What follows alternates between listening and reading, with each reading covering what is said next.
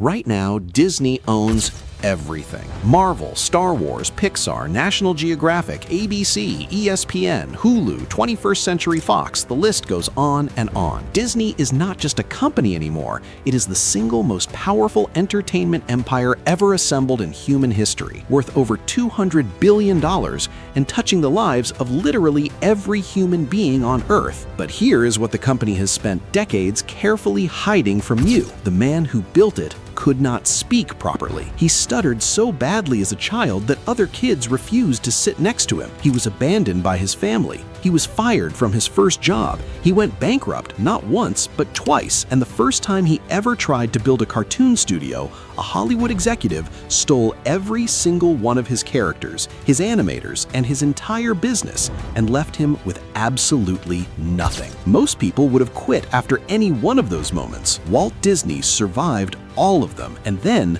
built the most magical empire the world has ever seen. This is the untold story of Walt Disney, the stuttering orphan who changed entertainment forever. Walter Elias Disney was born on December 5, 1901 in Chicago, Illinois. From the very beginning, life was hard. His father, Elias, was a cold, strict, and frequently cruel man who moved the family constantly, chasing failed business ventures from Chicago to Missouri to Kansas City, dragging Walt and his siblings behind him with no warning and no explanation. Walt had no stable home, no stable school, no stable friendships. And to make everything worse, he stuttered badly. In a classroom, being called on to answer a question was a nightmare. Every word was a battle. Other children laughed. Teachers lost patience. Walt learned very quickly that words were dangerous, so he stopped using them and retreated into drawing instead. Paper and pencil became his only safe language. By the age of 7, he was selling small sketches to neighbors for pennies. By 9, he was drawing obsessively every single day, filling notebooks, margins, and any surface he could find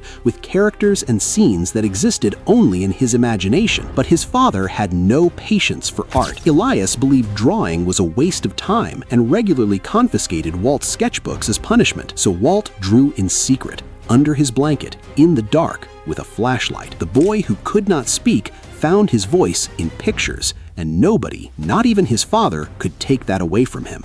At 16, Walt lied about his age and joined the Red Cross as an ambulance driver in World War I, arriving in France just as the armistice was signed. He spent his time in France drawing cartoons on the side of his ambulance. When he returned to America in 1919, he had one goal. He was going to become a commercial artist. He moved to Kansas City, applied to every newspaper and art studio he could find, and was rejected by all of them. He eventually landed a small job at a local art studio, but was fired within months. His boss told him directly that he lacked imagination and had no future in art. Walt swallowed the humiliation and kept moving. He scraped together enough money to start his very first animation company, Laugh-O-Gram Studios, in Kansas City in 1921. It started well. He hired a small team, they produced short animated fairy tales that local theaters agreed to show.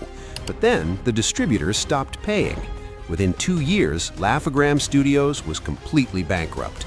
Walt was 21 years old, broke, publicly failed, living in his office because he could not afford an apartment. He sold his camera to buy a train ticket and headed west to Hollywood with $40 in his pocket and a suitcase full of drawings that nobody wanted. In Hollywood, Walt started again from zero. He could not get work as a director, he could not get work as an actor, so he went back to what he knew: animation. In 1923, together with his brother Roy, he founded the Disney Brothers Cartoon Studio and began producing a series called the Alice Comedies, short films combining live action with animation. They were a modest success, enough to keep going, enough to build a small team. And then, in 1927, Walt created a new character, a rabbit named Oswald. Oswald the Lucky Rabbit became an instant hit. Theaters loved him, audiences loved him. Walt finally felt like he had created something real, something that could last. He traveled to New York to negotiate a bigger contract with his distributor Charles Mintz and asked for a raise. Mintz smiled and then told Walt the truth. Mintz owned rights to Oswald, not Walt. He had already secretly hired away almost every single one of Walt's animators behind his back, And if Walt did not accept a pay cut, not a raise, Mintz would simply produce the Oswald cartoons himself and leave Walt with nothing. Walt walked out of that meeting with nothing but the clothes on his back. His character, his team, his business, all gone. On the train back to California, Walt sat alone and stared out the window. And somewhere in that silence, a new character began to take shape in his mind. A small mouse with round ears, a high voice, and an optimism that nothing in the world could kill. Walt called him Mortimer. His wife thought the name was terrible. She suggested Mickey instead. Mickey Mouse debuted in Steamboat Willie on November 18, 1928, the first cartoon ever released with synchronized sound. The audience at the Colony Theater in New York went absolutely wild. Nothing like it had ever existed before. Within months, Mickey Mouse was the most famous cartoon character in America. Theaters begged for more. Merchandise deals flooded in. Walt Disney's name was suddenly everywhere. But Walt was not interested in just making Mickey Mouse cartoons forever. He wanted to do something that every single person in Hollywood told him was completely impossible. He wanted to make a feature-length animated film. The entire industry laughed at him. Newspapers called it Disney's Folly, a ridiculous vanity project that would bankrupt him for the third time. Walt spent 4 years and every single dollar he had making it anyway. On December 21, 1937, Snow White and the Seven Dwarfs premiered in Hollywood. The audience, full of the biggest names in the film industry, gave it a standing ovation before it even finished. It became the highest-grossing film of 1938. It earned the equivalent of over $400 million in today's money. Walt Disney stood on that stage and wept. What followed was the most extraordinary creative expansion in entertainment history. Pinocchio, Fantasia, Dumbo, Bambi, Cinderella, Sleeping Beauty, one masterpiece after another, each one pushing animation further than anyone believed was possible. Then, in 1955, Walt did something nobody in entertainment had ever attempted. He built a theme park. Every single investor he approached told him it was a catastrophic idea. Amusement parks were dirty, dangerous, and associated with crime. No serious businessman would touch one. Walt built Disneyland anyway in Anaheim, California, and opened it on July 17, 1955. On opening day, the park was so overwhelmed with visitors that the asphalt melted in the California heat. Women's high heels sank into the ground. Rides broke down. Food ran out. The press called it Black Sunday and declared the park a disaster. Within a year, Disneyland had welcomed over 3.5 million visitors. It changed the entire concept of family entertainment permanently.